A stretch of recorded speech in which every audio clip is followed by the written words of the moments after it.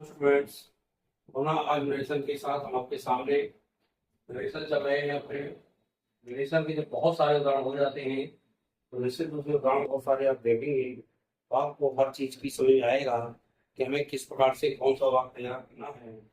जैसे एक वाक्य मैं लिख रहा हूँ, Sohan said to me, Sohan said to me. मुझे लगता है रिलेशन सबको क्लियर हो गए होंगे।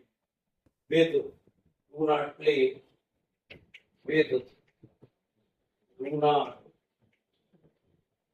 play, please do not play. I too want you. I too want you. और नोट का बंद। अब यहाँ पे लिखा है कि वाक्य कैसे तैयार करना है। तो सबसे पहले इसको तो ज्यों का त्यों लिख लें, अभी क्योंकि वाक्य जम्बल्ड है, जम्बल्ड को अपन को सीधा करना है। Said to me comma inverted comma. अब सबसे पहले इसका कर्ता दे, कर्ता क्या है इसमें, कर्ता है आई।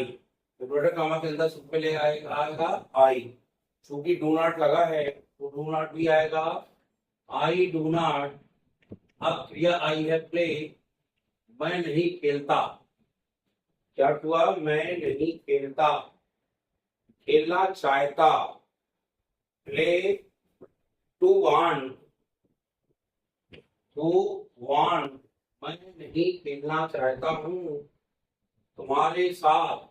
विद भी लगा है और यू भी लगा है, with you.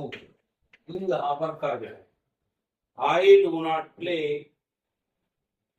To want with you, मैं तुम्हारे साथ नहीं खेलना चाहता हूँ। विद भी आ गया, डू नॉट भी आ गया, प्ले भी आ गया, आई आ गया, टू आ गया, वांट यू सब आ गए। तो हमने ये देखा वाक्य तैयार हो गया। अब हमें बनाना है इसका इनडायरेक्ट नरेशन। सबसे पहले इनडायरेक्ट के लिए हम क्या करते हैं, अंदर का असर्टिव सेंटेंस देखते हैं कि असर्टिव सेंटेंस हमारा किस में है। तो ये जो रिपोर्टेड स्पीच है ये असर्टिव सेंटेंस में, किसमें है, असर्टिव में। तो रिपोर्टेड स्पीच जब असर्टिव में होता है तो हम सबसे पहले सिड क्रिया को बदलते हैं। यदि कर्म हो तो टोल्ड में और मी आएगा और कंजंक्शन यहाँ लगेगा दैट। क्या लगेगा, सोहन टोल्ड मी दैट आएगा। अब बात आई कर्ता की, कर्ता यहाँ पर क्या है, आई। अब आई आपका फर्स्ट पर्सन कर्ता के रूप में है तो first person change to subject. Subject में है सोहन, सोहन का कर्ता लगेगा ही। क्या लगेगा, ही। अब ये डू नॉट है तो सबसे पहले ध्यान दें कि बाहर का वाक्य यदि पास्ट में होता है तो हमारा टेंस बदल जाता है। जब टेंस बदलेगा तो प्रेजेंट सिंपल कहाँ चला जाता है, पास्ट सिंपल में। तो डू नॉट क्रिया है तो किस रूप में बदल जाएगी, डिड नॉट नॉट में चली जाएगी। प्ले जियो पाते हो, टू वांट जियो पाते हो, विद जियो पाते हो। अब आएगा यू कर। यू कौन सा पर्सन है, सेकेंड पर्सन। और second person change to object. Object हमारा क्या है, मी। और मी का कर्म क्या होगा, मी ही होगा। तो मी कर्म आ गया और हमारा वाक्य तैयार हो गया। सबसे पहले हमने देखा था असर्टिव में है। असर्टिव के कारण हमने रिपोर्टिंग स्पीच की जो सिड क्रिया है होल्ड में बदल दी है क्योंकि कर्म दिया है। और दैट कंजंक्शन इसलिए लगा है कि जब रिपोर्टेड स्पीच का वाक्य असर्टिव में होता है तो कंजंक्शन के रूप में हम दैट ही लगाते हैं। दैट लग गया, पर्सन बदल दिए। चूंकि हमारा रिपोर्टेड स्पीच पास्ट में है इसलिए हमने टेंस भी बदल दिया। इस तरह से वाक्य हमारा तैयार हो गया। किस रूप में बन गया, तैयार किस रूप में होगा, इस रूप में तैयार हुआ कि हमारा इनडायरेक्ट नरेशन यहाँ पर बना है। इस तरह से आपको वाक्यों को देखना है और जो वाक्य बनाएंगे तो आपको कोई समस्या नहीं आएगी। अगला वाक्य है, मान लीजिए हमने कहा she said, she said comma inverted comma, फिर कहते हैं a stick the headmaster, a stick the headmaster, a stick the headmaster लिखा है। फिर हैज इन, यहाँ पे हैज और यहाँ पर इन, और इन के बाद दिया है हैंड इज। यहाँ हैंड है, यहाँ इज है, बंद है। आप ध्यान दें, सबसे पहले इसको तो लिख लीजिए, जेमबिल्ड को हमें पहले सेटिंग करना है।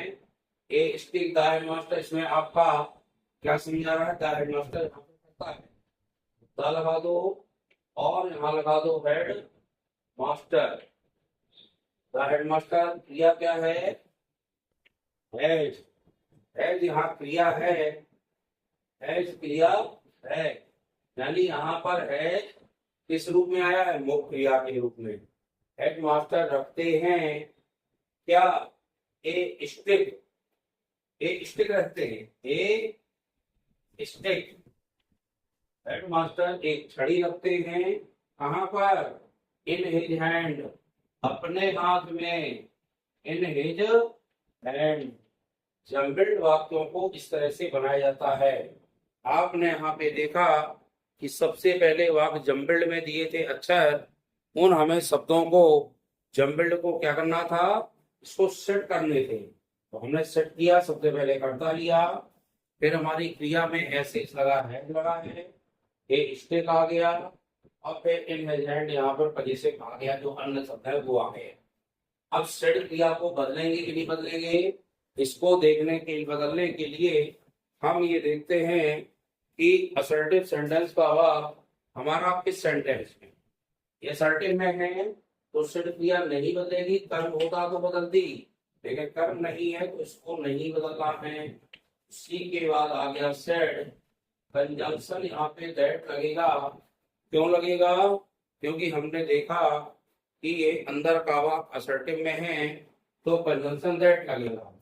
द हेडमास्टर जो कहते आएगा, क्योंकि थर्ड पर्सन इसमें कोई चेंज का काम भी नहीं है। फिर ये चूंकि पास्ट में है तो टेंस बदलेगा, हैज कहाँ चले जाएगा, दूसरा रूप हेड में आ जाएगा।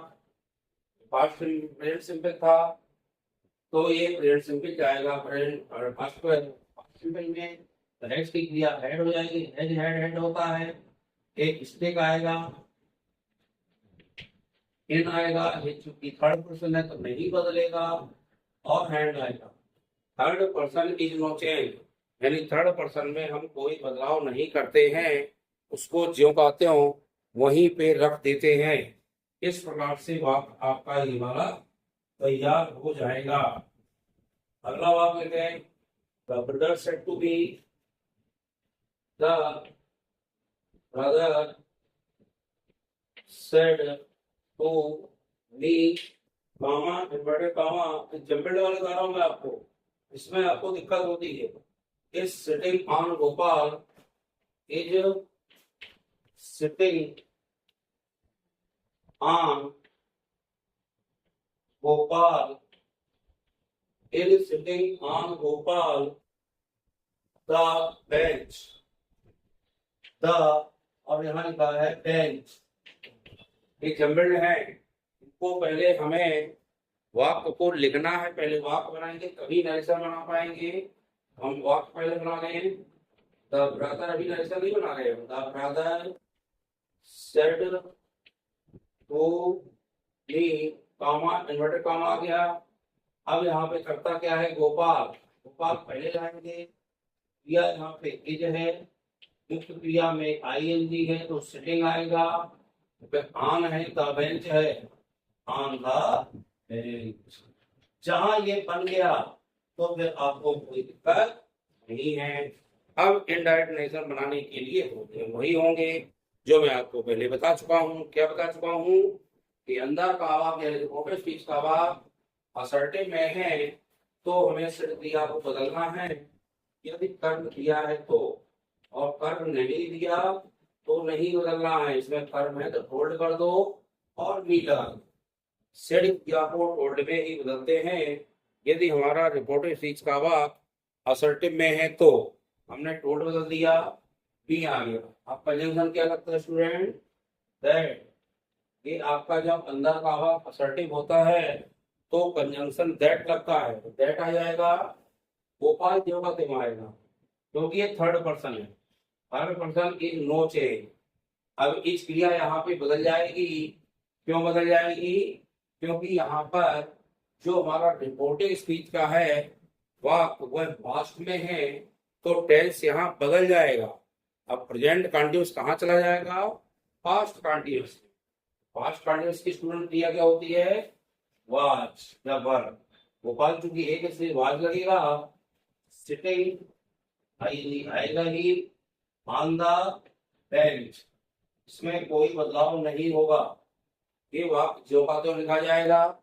इस तरह यदि वाक्य अंदर के हमारे जम्बिल्ड में आते हैं तो उन्हें पहले हम सेटिंग करके अपना वाक्य तैयार कर लें, और जब वाक्य बन जाएगा तो हम उसको इनडायरेक्ट नरेशन में बड़े आसानी से बना पाएंगे। ये आपको ध्यान रखना है। आप ध्यान रखिएगा कैसे वाक्यों को बनाते हैं, ये थोड़ा सा आप सोचेंगे तभी आप इनको बना सकते हैं, वरना आपको समस्या का सामना करना पड़ेगा। अगला है वाक्य इस तरह से, the teacher said to me comma inverted comma, और यहाँ कहते हैं you go during, you go during, you go during, आपका ड्यूरिंग के बाद will home holiday, will home holidays, और हॉलीडेज के बाद यहाँ लगा है द, अंत में आया है द और इनका बल। अब सबसे पहले हमें वाक्य को बनाना है। वाक्य बनाने के लिए बनाए पहले वाक्य को, इनबिल्ट को सही करें। आएगा the teacher said to me, comma inverted का सबसे पहले करता क्या है? यू ही है, यू को पहले लगा दो। अब मुक्त क्रिया सहायक क्रिया है विल, विल लगा दो और गो लगा दो, यू विल गो। फिर क्या है? Home, you will go the home, you will go the home during, during, during मतलब के दौरान, ड्यूरिंग हॉलीडेज, छुट्टियों के दौरान। तुम जाओगे घर छुट्टियों के दौरान, यू भी आ गया, विल आ गया, गो द होम आ गया, और ड्यूरिंग आ गया, हॉलीडेज आ गया, पूरा आ गया अपना। अब सबसे पहले अंदर का वाक्य देखें, ये असर्टिव में है तो हमें सबसे पहले सेड क्रिया को बदल दीजिए काहे में? टोल्ड में। क्यों? क्योंकि इसमें ऑब्जेक्ट है, तो ऑब्जेक्ट होने पर अंदर का वाक्य जब असर्टिव होता है तो हम टोल्ड क्रिया में बदल ही देंगे कर्म में। तो यहाँ टोल्ड के बाद आ गया मी, कंजंक्शन क्या लगे स्टूडेंट? दैट। अब सेकंड पर्सन के ऑब्जेक्ट क्या है? मी, तो मी का करता क्या बनेगा? आई। अब जो ये पास्ट में है तो अंदर का टेंस बदलेगा।